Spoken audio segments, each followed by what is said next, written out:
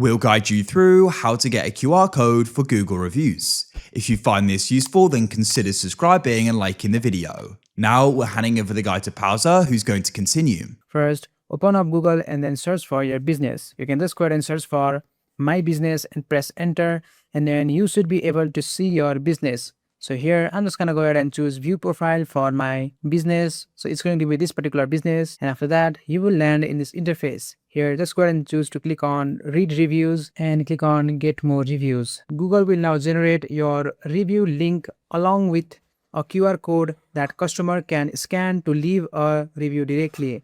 If you only need the review link, just go ahead and simply click on this copy icon to copy the review link to your keyboard. If you want to use the QR code on flyer, business card, poster, or other printed material, just go ahead and right click on your QR code and choose to save image as, and then save it on your computer. So I'm just gonna go ahead and save it, and after that I'm just gonna go ahead and open it, and here you can see this is the QR code.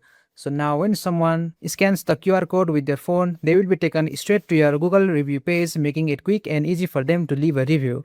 And that's it.